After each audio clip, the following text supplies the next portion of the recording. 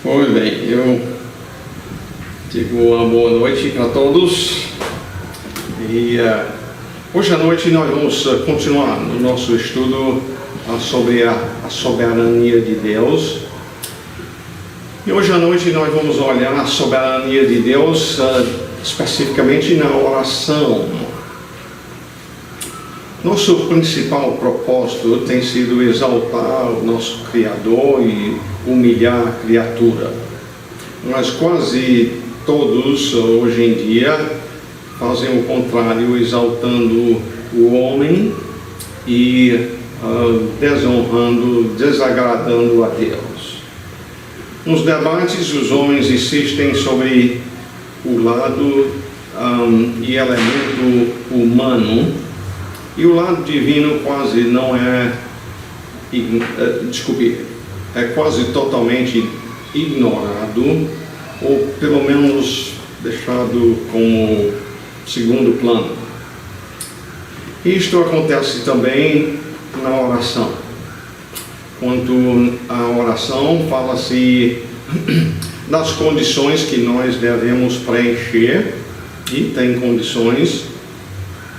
Fala das promessas que nós devemos reivindicar, das coisas que nós devemos fazer para que os nossos pedidos sejam atendidos. Mas as exigências de Deus, os direitos de Deus, a glória de Deus são frequentemente deixados de lado.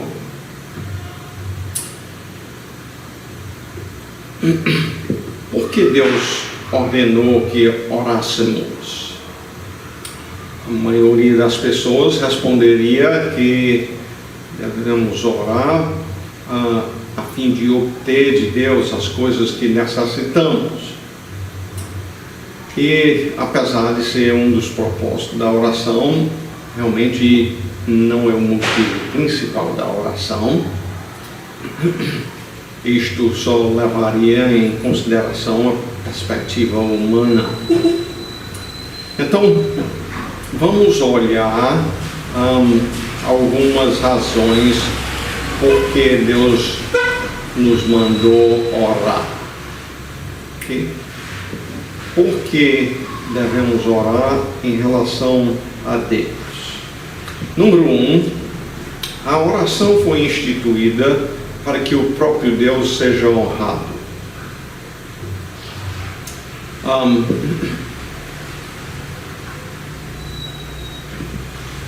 Eu acho que eu não citei referência até agora não, mas agora é Isaías 57:15, onde a palavra do Senhor diz: porque assim diz o alto, o sublime, que habita a eternidade, o qual tem o nome de santo, todos esses nomes descrevendo a Deus. Habito no alto e santo lugar, mas habito também como contrito e abatido de espírito, para vivificar o espírito dos abatidos e vivificar o coração dos contritos.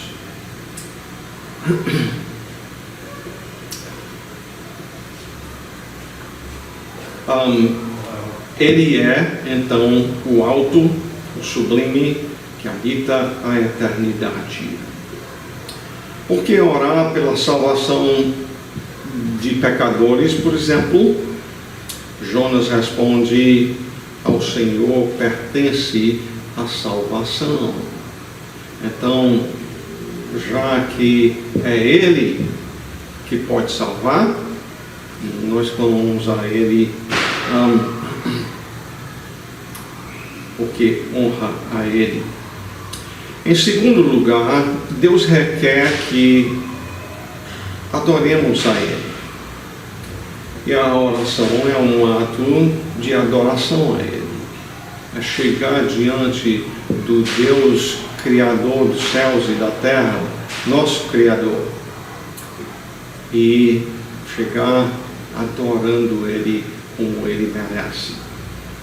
Número 3, a oração redunda na glória de Deus, pois ao orarmos reconhecemos que dependemos dEle. A oração promove a fé nele. E isto traz glória a Deus.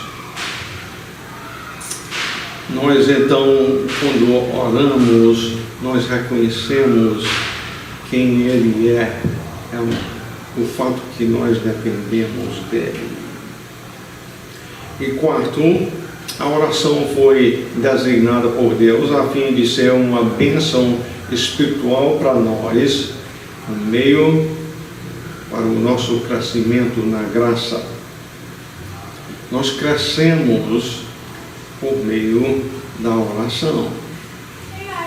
Está certo que nós crescemos também por meio da palavra de Deus, a Bíblia, mas por meio da oração nós podemos crescer, como o salmista diz em Salmo 116, versículo 1, aí o salmista diz: amo o Senhor, porque Ele ouve a minha voz, as minhas súplicas.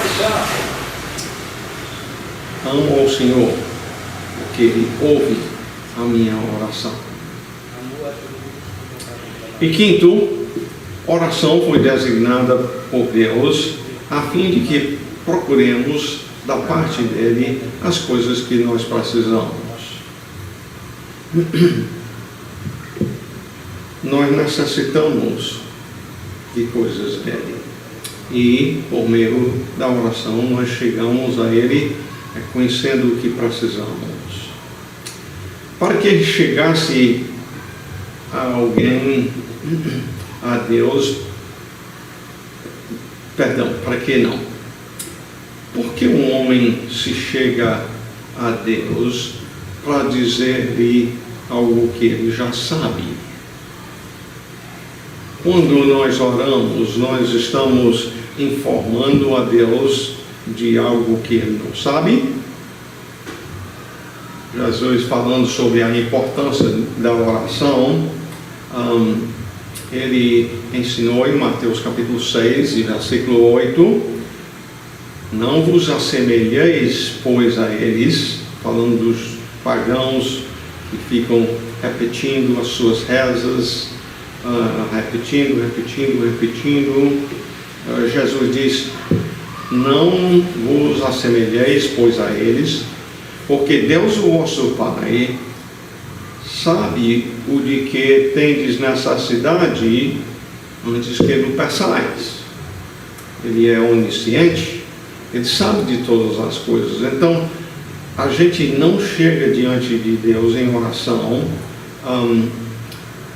porque ele não está sabendo e nós vamos informar ele de alguma coisa. O fato é que tudo já foi predestinado por Deus. Se não oramos para informar a Deus o que ele não sabe, é antes a oração por meio de confessar o nosso senso da necessidade que temos. Nós precisamos dele. E a oração nos conscientiza disso. Em 1 Tessalonicenses 5,17, o Senhor diz: orai sem cessar. Em Lucas capítulo 18, versículo 1, disse-lhe Jesus uma parábola sobre o dever de orar sempre e nunca esmorecer. Então, nós somos chamados pelo Senhor a orar. Então, qual é a relação entre a soberania divina e a prece ou oração feita por um crente? Oração não tem a finalidade de alterar os planos de Deus, nem de movê-lo a formular novos propósitos. Nós não oramos a esse fim. Deus já decretou que certas coisas vão acontecer, mas também Ele decretou que sucederão através dos meios que ele estabeleceu. Deus escolheu alguns para a salvação, mas também decretou que fossem salvas através da pregação do Evangelho. Deus não mandou anjos levando o Evangelho. Deus não mandou simplesmente ele mesmo falar do céu o Evangelho. Não, ele mandou que os seus servos nós pregássemos o Evangelho. E semelhantemente, a oração é outro meio que Deus estabeleceu para que seja executado os seus planos. Pense em Daniel, por exemplo, em Daniel capítulo 9 e versículos 2 e 3.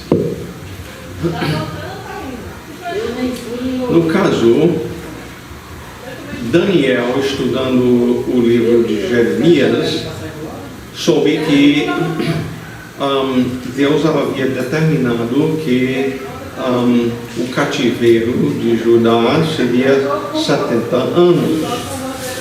E quando ele vê 70 anos acabando, ele orou. Veja o que diz o texto sagrado.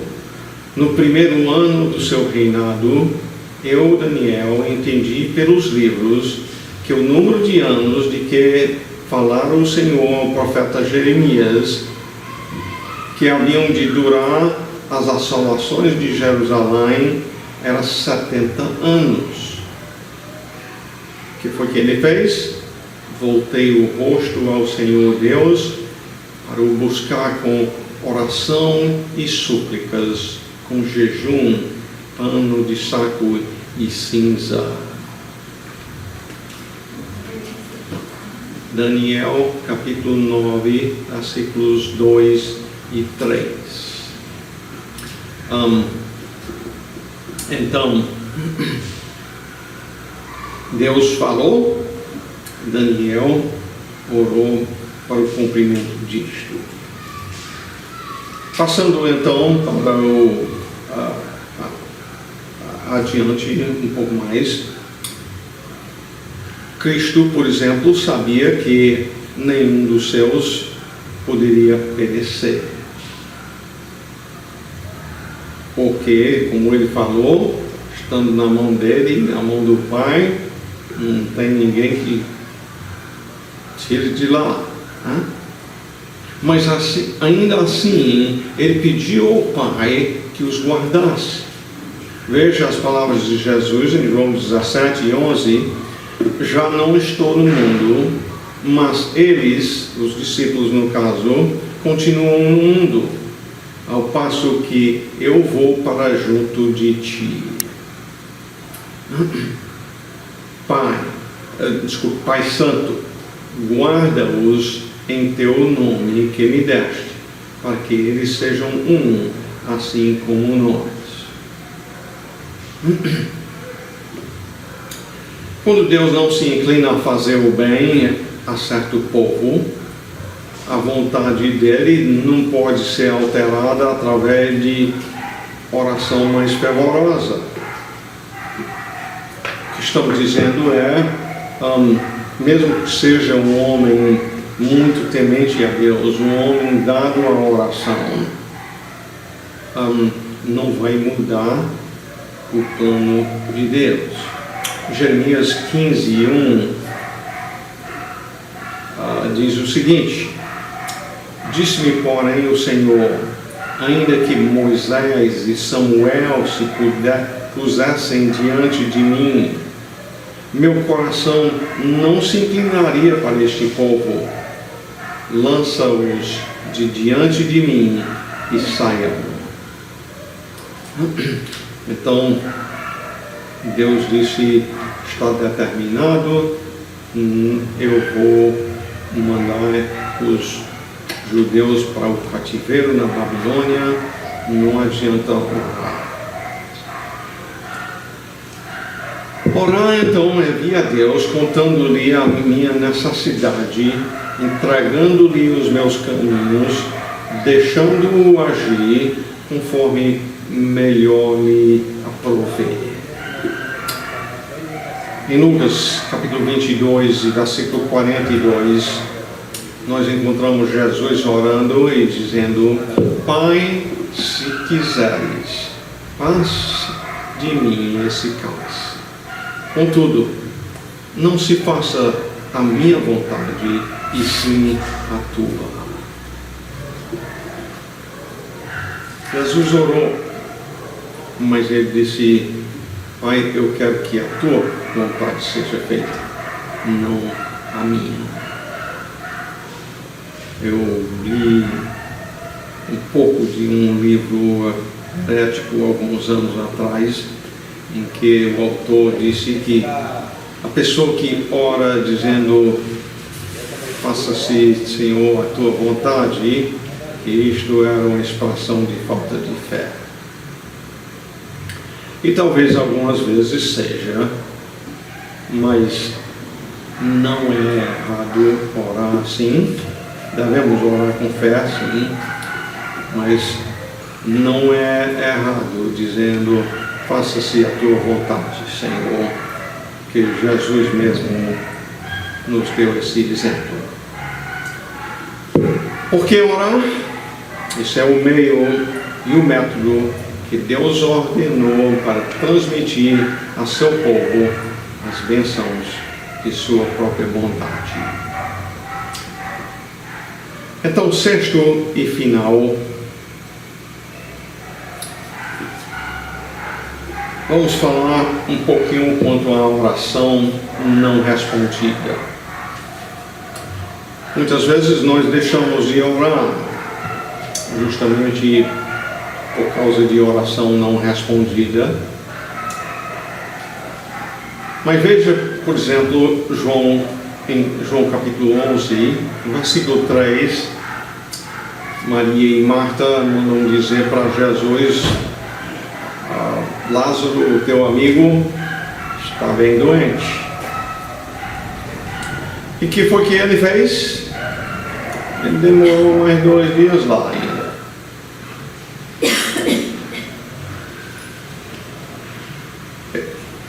Aí a ideia delas foi: pronto, como morreu, não tem mais jeito. Mas Jesus foi lá e ressuscitou ele.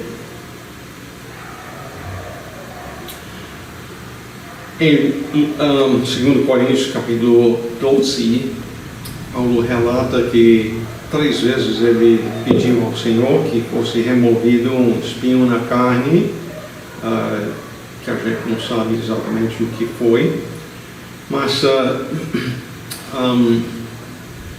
a resposta do Senhor foi: não foi você está em pecado, por isso eu não vou tirar. De fato, Deus respondeu que foi para que ele não pecasse, se tornando orgulhoso, que Deus mandou aquele espinho na carne. Também a sua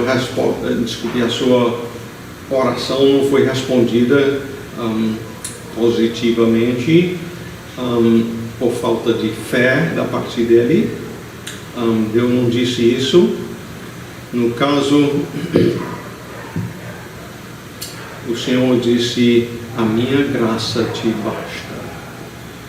A minha graça te basta, porque o poder se aperfeiçoa na fraqueza.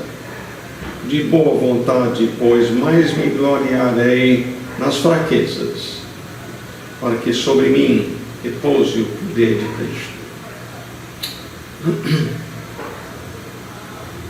Em conclusão, então, em João 14 e 13, Jesus disse: e tudo quanto pedirdes em meu nome, isso farei, a fim de que o Pai seja glorificado no Filho. Deus planejou que a gente orasse justamente a fim de Ele ser glorificado. Nós podendo louvar a Ele, agradecer a Ele pela resposta. 1 João 5,14 diz: e esta é a confiança que temos para com Ele, que se pedimos alguma coisa segundo a sua vontade, Ele nos ouve. E se Ele nos ouve, Ele vai atender de uma maneira que glorifique a Ele, né? Que bênção é podermos orar. E nós estamos juntos hoje à noite, a este fim também.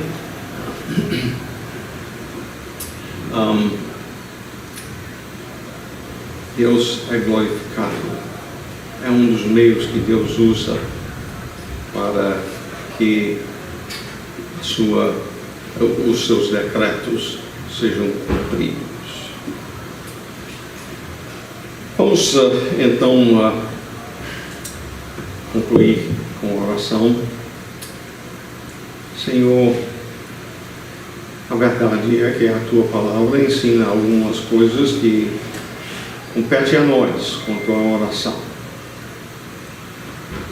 Mas é bom saber que o Senhor tem decretado a oração a fim de nós estarmos em comunhão contigo, te adorando, a fim de que o teu nome seja glorificado, conhecendo o quanto nós dependemos de ti e confiantes que o Senhor sabe que mais vai glorificar o teu santo nome. Então, assim, Senhor, glorifica o teu santo nome. Nós rogamos no nome de nosso Senhor Jesus Cristo. Amém.